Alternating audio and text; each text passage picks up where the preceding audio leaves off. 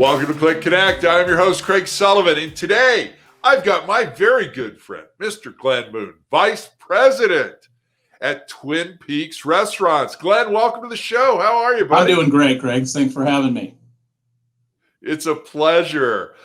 So, Glenn, you're Vice President of Development. You're with Twin Peaks. Tell the audience about Twin Peaks and what you're doing over there, would you please? Absolutely. Well, Twin Peaks is maybe not foreign to everybody, but maybe to some on the West Coast. We've got 80 restaurants in 25 states here domestically, and we just launched internationally. Majority of those stores are franchised, although we have all of Texas and a couple of stores here and there that are corporate owned, and we will continue to do corporate development. But as by way of my hiring and my colleague on the international side, our path to growth and really creating greater value in the company is through franchising. And so that's what we'll do. That charter is to sell really areas. We don't sell one-off restaurants. We sell bunches of franchises in an area development agreement, no less than 3. And of course, we're targeting markets where jurisdictions are friendly to this type of concept. A sports bar, we need lots of parking. It's a pretty good sized footprint along the lines of a Yard House or a Champs, something along those lines. And then just of late, in part due to COVID, or maybe largely due to COVID, there's a lot of inventory that's vacant. And so there's a real opportunity for a brand like ours who, year over year, we're up 32% in same store sales, where we were from last year, which is no surprise, but we're only little less than 4% down from where we were in 2019. Okay. I think most restaurant concepts could not say that. So we are growing. Unlike some previous stops that I've had in the franchise world, the demand for these licenses is very, very competitive, and that's refreshing. Wow. It's been a wild ride. I've only been here a little over 2 months, but it has been all gas, no brakes. Highly qualified, well-capitalized investors, and they're all over us. They really are. So it's been really exciting. That's great. Now, I want to ask you about the footprint, and I know that's going to have to do, with the region that you're in. But is it a requirement to have outdoor seating at all, or just in, say, the Western U.S. and the Sun Belt as part of the landscape of the restaurant itself? It's not our requirement. It's, that's per each jurisdiction. Although what I would tell you is, the prototype, if you will, we don't really have a prototype in the way that you think of hotel prototypes, but the restaurant that we're instructing our investors to build today has at least 1,500 square feet of outdoor access. And then we use the slide down garage doors so that the people that are outside feel like they can be inside and vice versa. So we have a bar that kind of straddles the inside and the outside, and then we can raise or lower those garage doors depending on amount of traffic and obviously the weather. So, 6,500 under roof, another 1,500 to 2,000 square feet when you include the patio. So we prefer the patio. We preferred the patio before COVID, but this just obviously makes a bigger difference. And for those guests that are sensitive to COVID, that gives them an opportunity to still come to the restaurant, enjoy the scenic views, the 29-degree beer, and food from our scratch kitchen. I love it. Let's talk about the kitchen for a second. What's the typical menu throughout the restaurant? I don't know that we have a typical menu, if you will. I mean, from my perspective, and this is just anecdotal, I had only been to a Twin Peaks restaurant once before I joined the company, and it was by accident. I was invited to meet somebody there for lunch. I walked in, I was like, whoa. And the thing I get the most is people will walk up and I tell them who I work for, and they'll say, isn't that like Hooters? And it's only like Hooters in one respect, and that's that, the front of house staff is female. And that's really where the comparisons end, because the food, the beer, the professionalism that's executed on the floor from the time you enter the restaurant till the time you leave and pay for your check is, I mean, it's extraordinary for a casual dining, upper upscale sports bar. And the food is, I don't know if you've had a chance to be in a Twin Peaks, Craig. I know you live out in California. We only have one. It's in Sacramento. And it was part of an unfulfilled area development agreement that never took place. But I eat there probably 5 times a week. Wow. And Okay. it's good food. Yeah.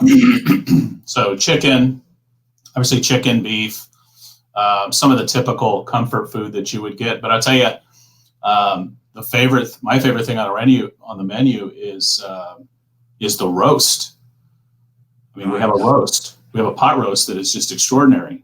We have a chicken fried chicken that's extraordinary. Now, obviously, I can't eat that every day. Yeah. Try and keep that to maybe once every other week. But, on most days, I can at least have like a grilled fish taco. We have some, big salads. I was required to work in the restaurant for 2 weeks before coming into the corporate office. And when they say scratch, they mean scratch. I mean, we make our own ranch dressing, our own blue cheese dressing, all of our salad dressings we make from scratch, all of our salsas. I mean, I think the only thing we're not making from scratch is salt, pepper, and ketchup. I mean, it's wild. It's wild. I mean, it takes a good 4 hours to prep every single day. Yeah. So I tell you, another thing I would do is just take my hat off to the back of house people in all restaurants, not just Twin Peaks. These people work their butts off, man. Wow. Well, I think you spending a couple of weeks working at one of the restaurants really opened your eyes. I mean, you've always been one of the premier franchise development people in the hotel sector. Thanks, man. I appreciate that.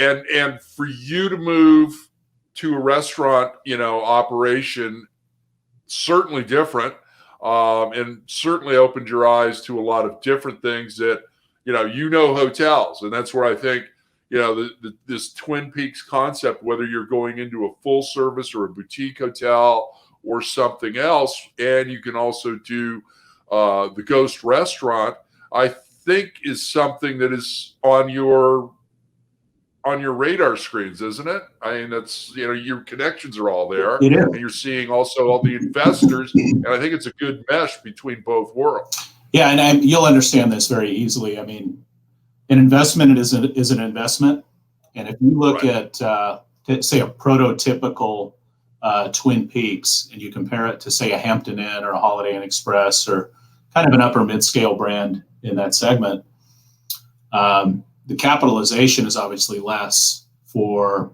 arguably the same top line revenue. Right. The big difference, from my point of view, is your risk profile is much, much lower when you're doing a restaurant, particularly now when there's so many conversion opportunities. Right. It's just a difference in labor. A hotel, you don't have as many bodies in the hotel that are working for you, but you're open 24/7. You might have, 87 Twin Peaks girls that work for you that are going to work throughout the various shifts, but you get to close and you get to recalibrate, and you can fix a machine when people aren't in the restaurant. You can make things better. You can change a recipe. With these menus that we're doing digitally now with the, with the barcodes, right? We can make changes to the menu on the fly, just like you do with pricing at a hotel. You have dynamic changes that you can make to a menu. And it's important now with food supply being what it is. Poultry is, one of those things that's really, really gone up, and it's really hard to find now. So we can make changes to the menu on the fly. Very good.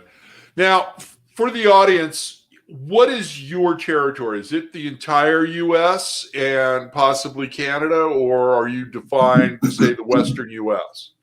No, I've got the entire country. So I run domestic franchise development with a tinge of corporate development when needed. We have a whole group that does that, and they're very competent and do very well. So how much I'll have to participate, I think, remains to be seen, but I expect it won't be much.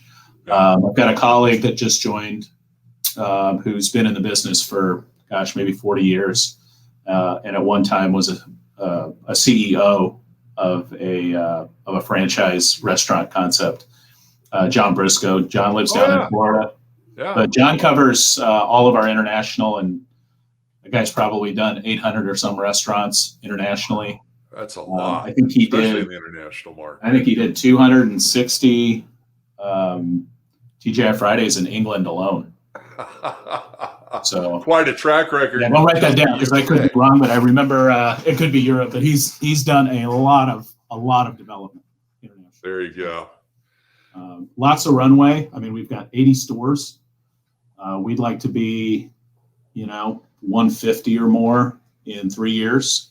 There you go. I feel like we can do that, particularly with, the availability of